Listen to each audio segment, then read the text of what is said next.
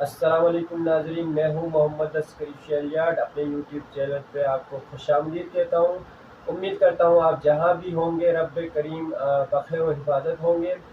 آج کی گفتگو ہماری ہے گلگت بلتستان کے اوپر، سیاحوں کے لیے سیاحت پر گفتگو ہوگی۔ اس وقت گلگت بلتستان میں خوشگوار اور خوبصورت موسم شروع ہو چکا ہے۔ تمام جو ہے نا پھول کھل چکے ہیں، سرسبز و شادابی پہاڑیں رونق ہو چکی ہے۔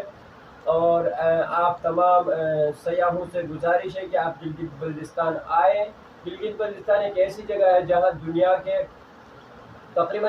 میں 40 پہاڑ پائے جاتے ہیں، اس میں سے تقریباً 12 جو ہے نا خوبصورت اونچے پہاڑ گلگت میں واقع ہیں۔ اور گلگت خوبصورتی کے لحاظ سے گلگت کو پاکستان کا سوئٹزرلینڈ بھی کہا جاتا ہے، اور بہت خوبصورت ہے۔ بلتستان، گلگت، ہنزا، نگر، استور، آپ جہاں بھی جائیں گے خوبصورتی پائیں گے۔ اور امید کرتے ہیں کہ آپ لوگ آئیں گے اور ہماری ثقافت اور ہماری جو رہن سہن ہے، کلچر کی آپ خاص خیال رکھیں گے۔ کلچر کے بارے میں آپ جہاں بھی جائیں گے، آپ وہاں صفائی کلچر کے حوالے سے تو آپ اس کا ضرور خیال رکھیں گے، کیونکہ گلگت بلتستان کا کلچر بہت خوبصورت ہے۔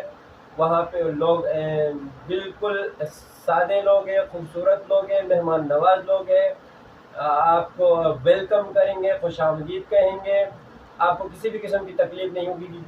گلگت بلتستان جو ہے نا اس وقت ٹورزم کے حوالے سے ٹاپ پر ہے۔ گلگت بلتستان کی خوبصورتی دنیا میں کہیں نہیں ملے گی۔ قدرتی حسن ایسا ہے جہاں پہاڑوں کے سلسلے، برف، گلیشیئرز، ہوپر نگر ہو گیا، ہوپر گلیشیئر، راکا پوشی، کیٹو، ننگا پربات، لیڈی فنگر اور گولڈن پیک، آپ جو بھی آپ دیکھنا چاہیں گے وہ تمام پہاڑ گلگت میں پائے جاتے ہیں۔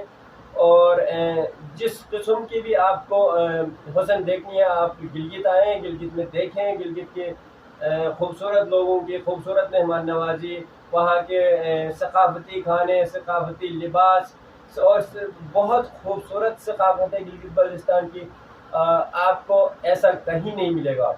تو انشاءاللہ امید کرتے ہیں آپ گلگت آئیں گے اور آپ سیاحت کے بارے میں سیاح زیادہ سے زیادہ اس دفعہ گلگت آئیں گے۔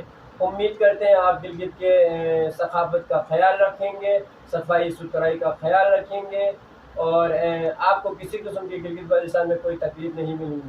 امید کرتے ہیں آپ کو یہ ویڈیو دیکھ کے آپ کو مزہ آیا ہوگا۔ نیکسٹ ویڈیو کے ساتھ پھر ملیں گے، اجازت دیجیے، خدا حافظ، والسلام علیکم۔